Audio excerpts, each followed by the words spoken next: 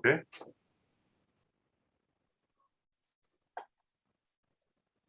It is recording.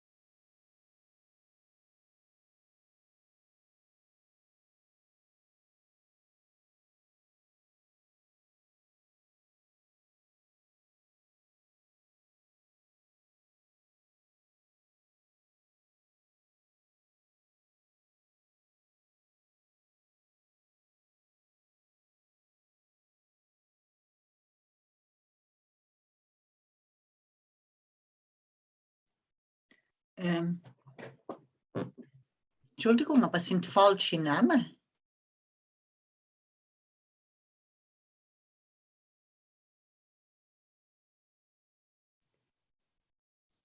Hi, everyone. We're just giving everyone a few minutes to join. We'll start very shortly. Thank you for being here.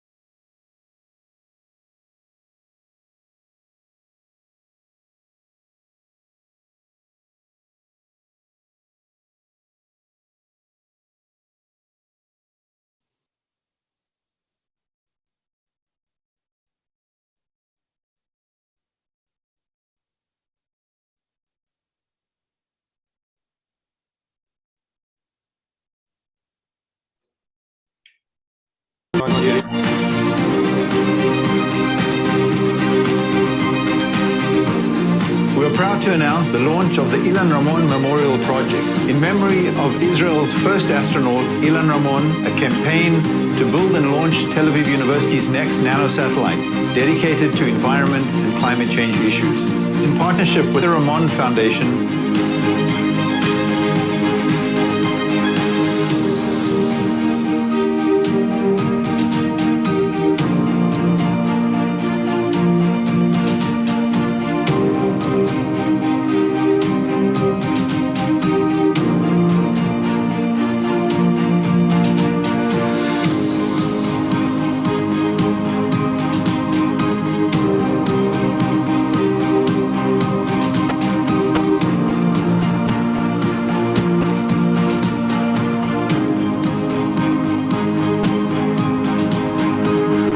see you in the stars.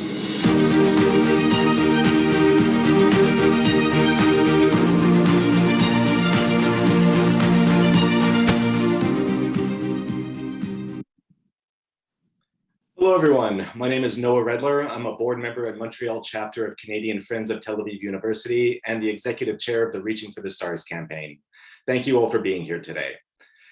Ever since I was little, I have been looking to the stars, whether through the books I read to understand planets and constellations, or my love for Star Trek, which helped me explore even at a young age, or even by looking upward through the lens of my first telescope when I was 9. My passion for space has never dissipated. And even in the work I do today in the innovation community and with smart cities, I've always trying to find a way to add space-related angle to what I do. And that's part of what inspired me to get involved with Tel Aviv University and with this campaign. Since the launch of the first human-made rocket, over 11,000 satellites have been launched into space, supporting everything from global communications, logistics, GPS, and planetary observation. As you can see from just a few examples, investing in space has enormous implications for us here on Earth. With the acceleration of space innovation, we are seeing the emergence of new space, where academic institutions like Tel Aviv University and the private sector are becoming more and more present in creating new wave of opportunity in the space sector to help us solve terrestrial problems and also push further than we have ever gone before. Today, we take our first step in the Reaching for the Stars webinar series to present how researchers from Tel Aviv University are using nanosatellites to help better understand and resolve issues related to climate change. Throughout the campaign, we will be hosting a series of learning opportunities about how space innovation will bring about new solutions to protect our environment here on Earth. We begin our series with the story of how it all began, the origins of the first town nanosatellite project. And with us today, we have representatives from the team that built it and sent it flying. So let's get started. If you have any questions, please type them in the comments section and we'll have time to address a few of them after the panel discussion. I'll be introducing each of our invited experts, at which point I'll ask each of them to take a minute to introduce themselves a little bit. Following which Dr. Meir Ariel will be doing a short presentation, followed by a panel discussion from our 3 experts. So let's get started and let's meet who's joining us today. Starting off with Professor Colin Price, who will be our moderator for the panel discussion, and also, as you saw in the video, one of the stars of this campaign. He is professor at the Porter School of Environmental and Earth Sciences in Tel Aviv University, and the head of the Department of Environmental Studies. He is a world-known atmospheric physicist specializing in Earth's weather and climate and focused on thunderstorms, climate change, and natural hazards. Welcome, Colin. How are you doing today? Hi, great to be here. Thanks for the introduction. Absolutely. Can you tell us a little bit more about yourself and then help us introduce the experts joining us today? Sure. So I'm a professor at Tel Aviv University, both in the geophysics department, which is basically the physics of the Earth, but also I'm heading the environmental studies department at the moment. I'm originally from South Africa, born and bred in South Africa, then came to Israel to study, then went to the US to Columbia University. But since 1995, I'm back in Israel as a faculty member at Tel Aviv University. Recently, we've both opened a new center on climate change, which I'm heading to look for solutions for the climate problems. We can see all around us the implications of climate change in the recent report of the UN IPCC. And I'm also one of the head researchers on the nanosatellite project at Tel Aviv, the first one, and we should have another one soon. I think that's about it. I can ask maybe Dr. Meir Ariel to say a few words. He's the brains behind the satellite project. He's our general manager of the whole project, and Meir can introduce himself. Hello, everyone. My name is Meir Ariel. I'm an electrical engineer, born and bred in Israel. And a mathematician in the fields of signal processing, information theory, computerized vision. I also have special expertise in codes for deep space communications. So after a career in these fields in the Israeli high-tech industry, I became a civil servant. And today I have two positions. The first is the principal of a high school, the Herzliya Science Center, a high school specializing in sciences and math. This school is the only high school in the world that has already successfully built and launched into space several nanosatellites, including the first nanosatellite of Israel. My second position is director of the Nanosatellite Center at Tel Aviv University. And as Colin said, in this role, I manage all the university's space projects. Amazing. Thank you for being with us here today. And I know you have a little presentation for us coming up, and we're looking forward to hearing from it. And Colin, you have one more guest with you, with us today. And our third guest today is Melody Corman, who's actually joining us from Spain. And she's one of our graduate students, but she was an undergraduate student during the project of the TauSat-1, and was involved also in working on physically on the building of the satellite. So maybe Melody can say a few words about herself. Hi, everyone. Nice to be here. So I'm Melody. I have a double bachelor degree from Tel Aviv University, both in mechanical engineering and geoscience. While I was in my bachelor degree, I led the mechanical team of Tel Aviv first CubeSat, TauSat-1. I'm also working in the Ramon Foundation in the last 5 years, both as mentor and teaching space to young kids, and also as the Rakia mission coordinator. Rakia, the mission to send Israeli second man into space. Currently, I'm in Granada, Spain, participating in the International Space University summer program. So that's it. Great, thank you. Thank you so much for being here. And so as you can all see, we have an international panel joining us from around the world, from Canada to Israel to Spain, all here to just talk a little bit about nanosatellites. And to get us started, I'll hand it off immediately to Dr. Meir Ariel, who will give us a short 10 to 15 minute presentation about, about nanosatellites. We'll let him take it from there. Thank you everyone again, and have a great presentation.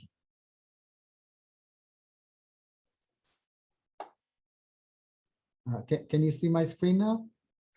Yes. Yeah, okay, great.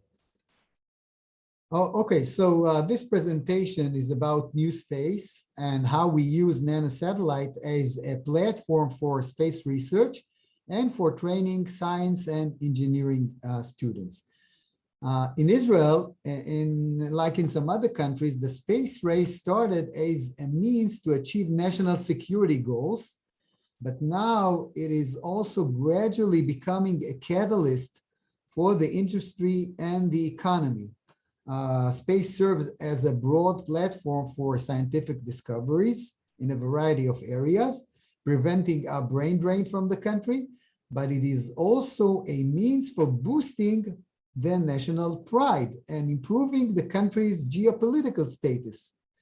Space is still perceived as an indication of global leadership, as only 11 countries in the world are considered members of the so-called Space Club of countries having the capability of building satellites and launching them into space. These are some of Israel's latest satellites: the Ophek series of reconnaissance satellite, the giant Amos 6, a telecom satellite. This particular one, unfortunately, exploded in 2016 at the launch pad on top of a SpaceX rocket with some conspiracy theories. But these were all examples of the old space era, where the space domain was dominated by governments and giant companies. New space, on the other hand, describes a sector of worldwide companies and new ventures motivated purely by scientific as well as commercial principles, as opposed to political or strategic motivation. They operate independently of government and characterized by fast, efficient, and inexpensive access to space and space technologies. Now, nanosatellite are also known as CubeSats, are the ultimate representative of new space. The idea was first introduced in 1999 by two professors from Cal Poly and Stanford. And these tiny satellites are made up of unit cubes. On the upper left is a one cube satellite. This is Duchifat 1, Hupo 1, the first nanosatellite in Israel, and the first in the world built by high school students. On the upper right-hand side is an example of a CubeSat made up of 6 cubes. One of the most significant features of CubeSat is the ability to contain them in a box. This feature frees the designer from the need to integrate the satellite with the rocket. So you just put them in a special box attached to the rocket, and then when they're in space, a hatch opens and the CubeSat is pushed to orbit by a simple spring. That's it. I want to say a few words about the concept of disruptive innovation, first published in '95 by a Harvard professor of economics, Clayton Christensen. And he defined disruptive innovation as a process whereby a mass product or a simple application is based at the bottom of the market and then rapidly evolves and takes over the market while pushing the sophisticated and expensive product at the top of the market.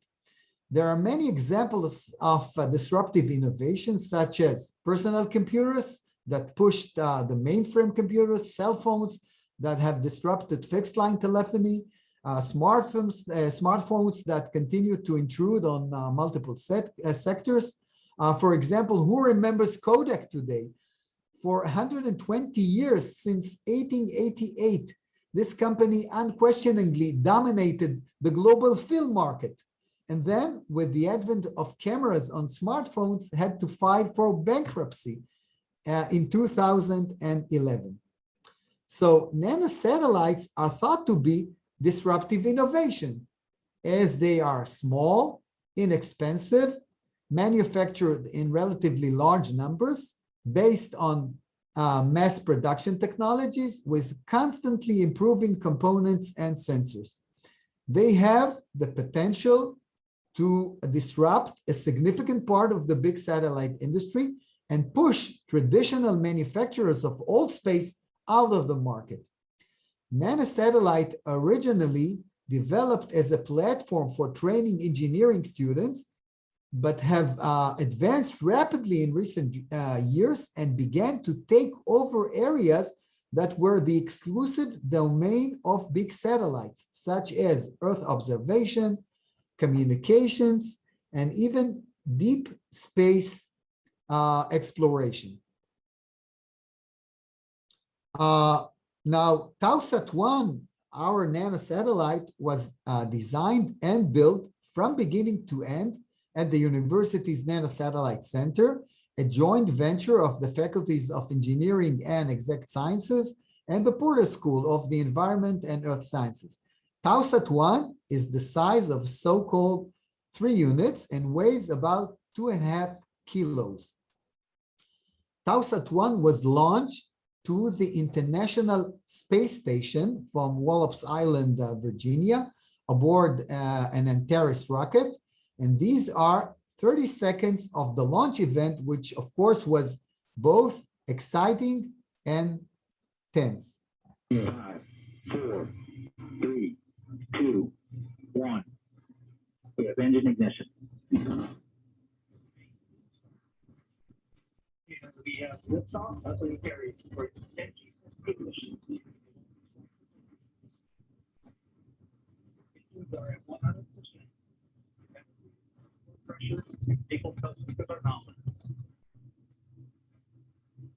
The SS Katherine Johnson takes flight on this, the 59th anniversary of John Glenn's Mercury flight, carrying 8,000 pounds of cargo to the International Space Station. Good performance on the first stage so far.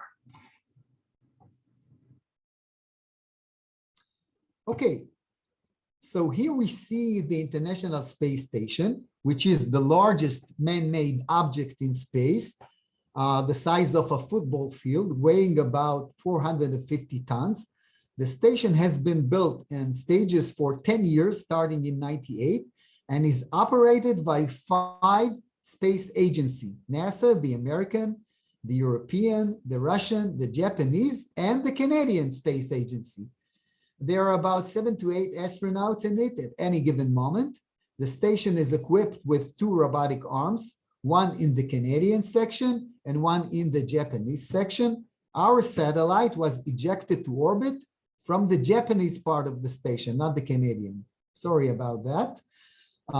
This is a Cygnus, a cylindrical spacecraft detaching from the rocket at an altitude of about 200 kilometers and then flying independently to the ISS, carrying 4 tons of resupply, including our university satellite. This spaceship is not reusable like the new launchers designed by SpaceX. At the end of its mission, this capsule is filled with waste from the ISS and burns up when it re-enters the atmosphere. So on the way back to Earth, it functions as a glorified $20 million trash can. All Cygnus missions are named after people who made significant contribution to space flight. Our mission was named after the African-American mathematician Katherine Johnson, whose life was immortalized in the wonderful film Hidden Figures.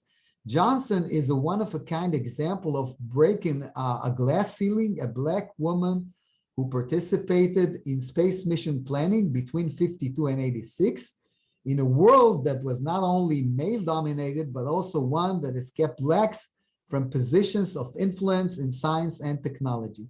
Katherine Johnson passed away a year ago at the age of 101. These are the astronauts at the ISS that captured Cygnus, the capsule, and 1 month later, relaunched TauSat-1 from the ISS to its orbit in space. And that's TauSat-1 in space, picture taken by an astronaut from the International Space Station. That's it. Thank you very much. Thank you very much, Meir. So we're now going to have a few questions, both for Meir and for Melody. And I'll start with Meir again, going back to your beginnings with nanosatellites. How did you get involved in building nanosatellites? It's not something that everyone thinks about doing on a day-to-day basis. So how did you get involved in this whole idea of building nanosatellites? You're a mute. First of all, I think it's worth saying a few words about science education. One of the problems that educators face today is how to create a teaching environment that provides a meaningful and effective learning experience in the fields of science and technology. So from an educator's point of view, space research is an incredible platform to trigger the students' natural curiosity about the world around them. Space serves as a magnet for science studies and also fits into a pedagogical category referred to as PBL, project-based learning. This is a dynamic classroom approach in which the students acquire a deeper understanding of science through active research of real-world problems. So to answer your question, Colin, I became involved in building satellites to educate and train high school students to become tomorrow's scientists and engineers. One final note, later the Ministry of Defense decided to support Tau in nanosatellite research, and quite remarkably, the decision was based on the uniqueness and the excellent experience gained in a space program of high school kids. Interesting. Melody, you are a student involved in building the TauSat-1. So what can you tell us about the learning process and how your actual contribution to the building of TauSat-1 as a student at Tel Aviv? Well, first of all, I can say it's an incredible experience. I mean, Meir mentioned project-based learning. I think this is the important thing. I learned so much from this project. Usually in university, we're used to, I don't know, memorize formulas and solving exercise, but not real problem. And in that project, as a mechanical engineer, I had to think how to approach different solution to different problem with different solution. What solution will be the best for this specific case? I mean, numerous nights of brainstorming with my team just to figure out what approach will fit the case. So it gave me a lot. I can tell you that right now when I'm here in the International Space University, a lot of people here just memorize stuff for exams about nanosatellite, about CubeSat. And I didn't need to memorize anything because I live that, I practice that, so I know it now forever. As a mechanical team, our mission was to design both the internal parts of the payload of the nanosatellite and also come up with solution for the testing, environmental testing of the CubeSat. That's basically what we have done in the last year of my studies, and it was both fun and also very, very teachable. Great. So Meir, I'll come back to you. How is the satellite doing at the moment? We launched our first satellite in January this year. And so what do we hear from the satellite? Maybe you can give us some updates. Well, TauSat-1 is cruising in space for the past 6 months, and all its systems are functioning flawlessly. The satellite is measuring cosmic radiation in orbit and transmits the data daily to the Tel Aviv University Mission Control Center. The satellite is commanded and controlled from the center by the same students who built it. One interesting note is that nanosatellites, being inexpensive, are very useful for dangerous missions. TauSat-1 was launched to a relatively low altitude, where the drag of the atmosphere limits the lifetime in orbit. So basically, TauSat-1 is on a suicide mission, hopefully delivering all the vital science data to Earth before re-entering and burning in the atmosphere. Great. Melody, I understand, as we heard before, that you're now in Spain at the International Space University Summer Program. Can you tell us something about it? Yeah, just stop me if I'll tell you too much about it. So I'm here in the International Space University Summer Program. It's a 2-month program, currently happening simultaneously both here in Spain and in Strasbourg, the home of the International Space University. We are here around 40 participants from 21 or 22 different countries. The whole approach of the International Space University is, it's called the 3 I's: international, intercultural, and interdisciplinary. So there's people like me, like engineering or scientists, but also we have here lawyers, artists, writers, even one anthropologist. And we all study together about different aspects of space, whether it's, I don't know, space law, like all the treaties, space market, some orbit mechanical, and a lot of other scientific. And basically, it's opened our minds. I think this is the best way to describe this experience. I'm here in a team that works on agriculture and nutrition on Mars. Tomorrow we're supposed to submit our final report and final presentation and get kind of a webinar. We have to answer question from a few experts on the field. So we all work together and trying to do our best to plan a settlement on Mars right now. It's really, really interesting. Great. Well, good luck with your final presentation tomorrow. I'm sure you'll do great. Thank you. Going back to Meir, I'm sure there were many challenges that were faced building CalSat-1. So how did you overcome these? Well, first of all, the space environment is very hostile to satellites. Vacuum, harmful radiation, extreme temperatures, violent shocks during launch. And at the same time, satellites are delicate and sophisticated products that require a very high level of expertise and workmanship. Now, training students who have no formal science or engineering education to become satellite designers is no easy task. In other words, the satellite doesn't care that it was built by students. Fortunately, young people in general and TAU students in particular are very good in solving narrow and well-defined mathematical problems. Problems that do not require a broad understanding of the system. So basically what we do is we divide the students into R&D teams. Each team of students is led by a faculty member or an experienced engineer from the aerospace industry. And each team assumes responsibility on one of the satellite subsystems. Now, what's cool about space is that it is multidisciplinary, as Melody said, covering a wide variety of scientific and technical expertise, from astrophysics to communications, mechanics, computer sciences, environmental sciences, and so forth. The variety of research fields allow each and every student to choose a topic close to his or her heart and carry out an excellent research work in that narrow field. So that's the trick. Great. Melody, you mentioned that you're working on a project related to agriculture.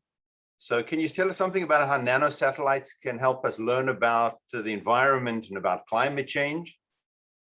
I can tell you that 4 weeks ago, we had a final exam. There's a few different stages here in the Space University. And after the main lecture phase, we have a final exam. And this was exactly the question I had to answer in my exam. And I passed it, so I hope you like my answer. Actually, we had here a lot of classes about how we can use nanosatellites to monitor and to help environment. I mean, nanosatellites, they have really advantage in the term that they're in low Earth orbit. And if we use a constellation, we can have really high temporal resolution to monitor a lot of different aspects. We can detect wildfire, monitor lightning, trace weather. I had a lecture here about how we can detect plastic in the ocean from nanosatellite constellation. That's amazing. We can measure the temperature of the Earth, of the ocean. A lot of stuff we can do. And after we'll get all the data, I mean, we can have long-term data that we can analyze after and see trends, and we can implement that to many solutions. I think that the biggest advantage of nanosatellite is that it's cheap to build, it's quick to build, it's easy to launch. And I saw a question about space debris, so I just address it in a sec, but it's going to end the life, as May said, after 1 or 2 years, because they are in low Earth orbit. So it won't leave a lot of space debris, which is also amazing. So there's a lot of advantages in using nanosatellites dedicated to monitor environment and global warming. Great. So we obviously at the university, we're talking a lot about scientific missions to study scientific questions. But a question for Meir is, what are the potential positive impacts of nanosatellites for the everyday person, the people listening to the talk here today? How will they benefit people on Earth? We already said that from being cheaper to build and launch into space, nanosatellites provide a cost-effective platform for training and for research, and encouraging more youth to enter the space industry. But more importantly, as Melody said, nanosatellites excel in missions where continuity of measurements is critical. Because they are low cost, swarms of dozens or even hundreds or thousands of nanosatellites can be launched into low Earth orbit. These satellites in these constellations pass over a specific geographic area more frequently than a single big satellite. And this allows nanosatellites to be used for rapid responses to disasters or to gather timely information relating to monitoring the environment. But the cheap cost and flexibility of nanosatellites is very useful in providing multiple services to everyday people, in the same way that GPS services are provided free to all. For example, offer free internet access from space to remote areas or to third world countries where there is no internet service due to the high cost of deploying cables or fiber optics. So I think that's the main benefit. And I think that nanosatellites have the potential to breach great divides and give everyone worldwide a part in the great global connected community. Yeah, one day maybe we won't need to have Wi-Fi or anything. We'll get it directly from satellites, our internet, and it'll, as though we don't need to plug in our phone in the wall to speak on our cell phone. We take it for granted, but maybe in the future it will be in the middle of the Sahara Desert, and you'll have very fast internet because it's all coming from nanosatellites from space. Great. Melody, you mentioned you work also at the Ramon Foundation with high school kids. So how can space and nanosatellites be used to educate high school kids? Wow. I mean, most of the people getting excited when they hear about space. Space is inspiration. But if you tell kids about space, it's even more enthusiastic for them. I use nanosatellites in most of my classes just to get the students aboard with me. Kids are so creative and so fearless. So when you give them a task, they don't hesitate as adults usually do. I can tell you that while I was working on TauSat-1, I gave my 8th graders an assignment that they should have a solution to a problem I had in designing a specific jig for one of the testing of the TauSat-1. And they came up with brilliant ideas. Sometimes you can use nanosatellites to teach them the basic of physics and I don't know, space, mechanical orbital mechanics and stuff like that. But I think the most important stuff is to let them use project-based learning to make them more enthusiastic about STEM education, about space, and let them solve real life problems. I mean, that's amazing. Kids can do so much with space. Great, thanks. And to leave time for questions, I have one last question for Meir. And that's what's next for Tel Aviv University? What's next for the nanosatellite projects, launches? What's in store for us? Well, we have a very busy roadmap ahead. In December this year, a mini constellation of 8 nanosatellites designed by some 200 high school students from all around the country, mostly from the periphery of Israel, will be launched from Cape Canaveral. The payloads of these satellites are retroreflectors.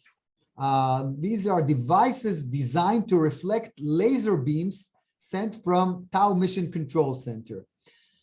Early next year, the 2nd and 3rd nanosatellites of Tau, which are not surprisingly named TauSat-2 and 3, will be launched, again with an optical payload for precision tracking of objects in space and for testing a system for monitoring heavy atomic particles. These satellites, all 10 of them, will serve as precursors for the next mega projects of Tau. The first is called Quantau, a quantum communication satellite to demonstrate free space quantum encryption. I hope that the Iranians are not listening. Free space quantum encryption for national security needs. The second is our remote sensing nanosatellite for monitoring the environment. So this project, I think, could position Tau and Israel at the forefront of environmental research from space, and thus contributing to Israel's scientific prestige. So we have a long-term vision and a very exciting roadmap ahead. But I think we also, you missed the TauSat 2, which is also going to be launched this year, right? 2 and 3 will be launched together.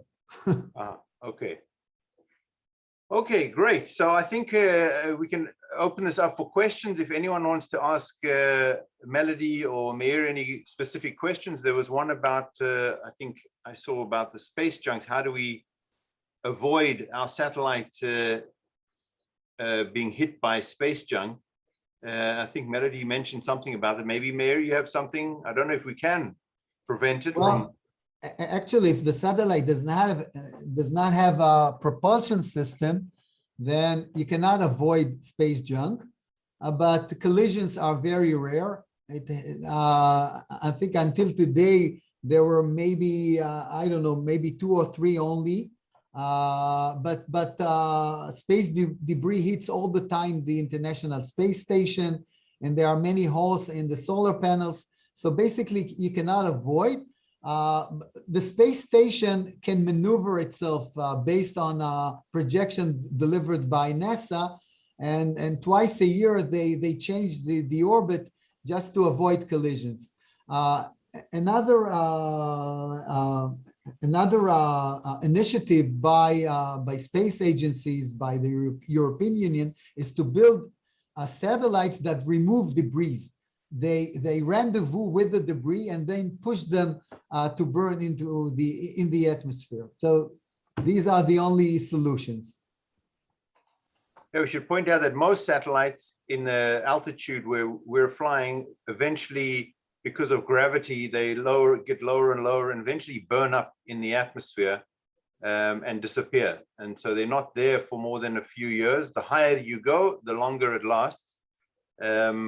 But at our altitude, around 400 kilometers at the moment, the lifetime will be maybe 1 to 2 years only. Yes, exactly. And there is an international treaty that prevents you from launching satellites above 600 kilometers, just to make sure that they will not last in orbit more than 20 years. Okay, any other questions? Well, sure. Colin, I got a question in a private chat asking about the cost of nanosatellites. So it was Dr. Ariel mentioned that they are significantly cheaper, but what does that mean? Like, how much does a regular satellite cost versus how much nanosatellites cost? Okay, Meir.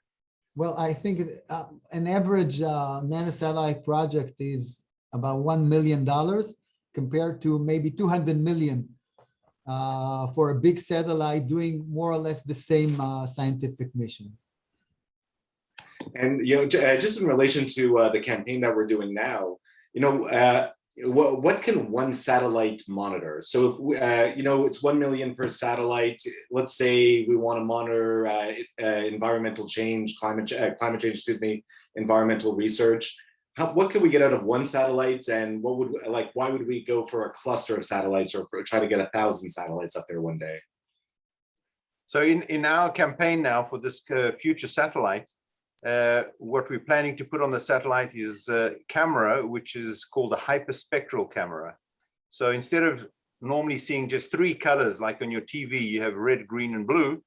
With a hyperspectral camera, you can maybe have 150 different colors. Most of these we can't see, or we can't differentiate them with our eye, but we each object on the earth, whether it's plastic or whether it's a plant or different types of plants, or if it's minerals at the surface, they each have specific fingerprints. And so we can take, say, 50 of those colors, and we can define that those 50 colors will tell us exactly how plants are healthy or stressed from water or drought.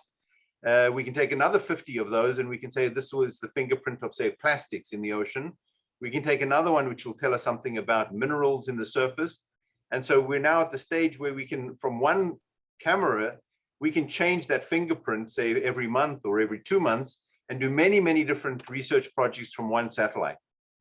The benefit of having many satellites is basically the temporal coverage, because these satellites are traveling at about 8 kilometers per second in order not so that they don't fall down like a stone to the ground, which means they go around the planet once every 90 minutes. So every hour and a half, they do one orbit all the way around the Earth, which means that they're only sitting above your target, say over Tel Aviv University, for about 10 minutes every time it comes by.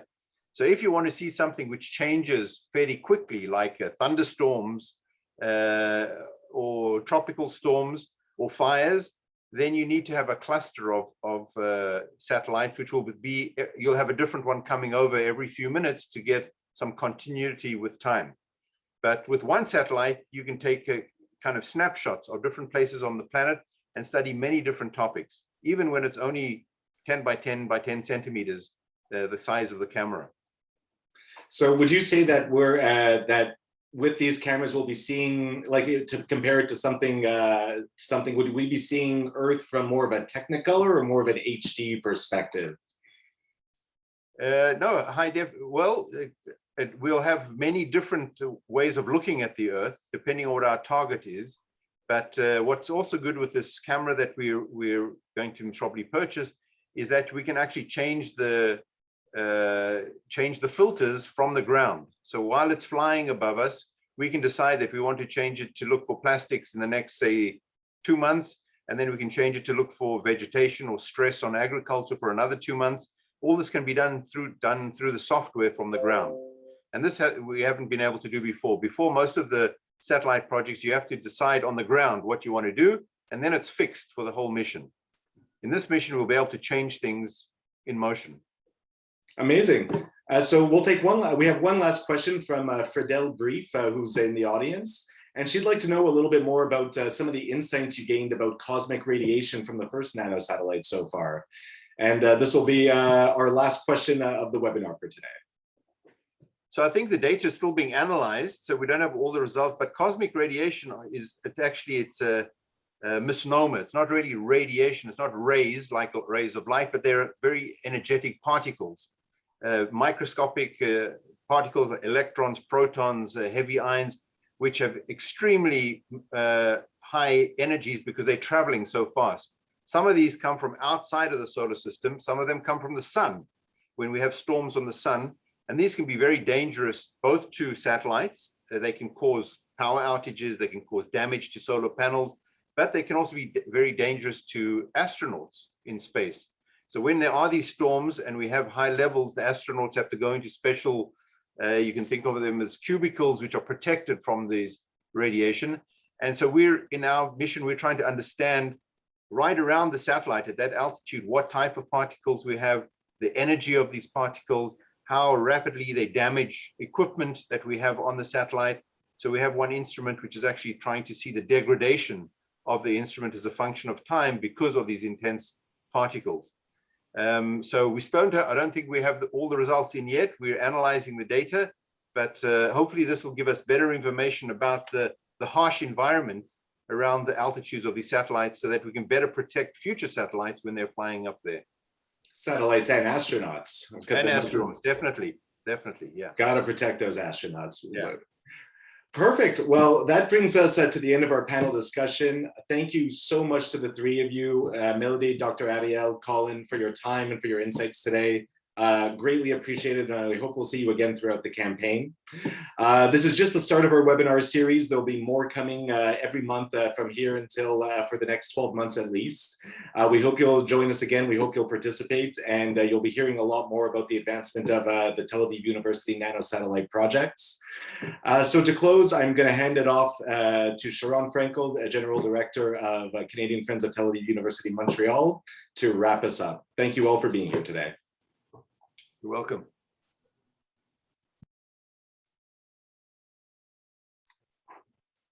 Thank you very much, Noah. Professor Price, Dr. Ariel, Melody, thank you so much for this wonderful and informative insight into the development of TauSat-1 and the importance of the continuation and the expansion of building nanosatellites.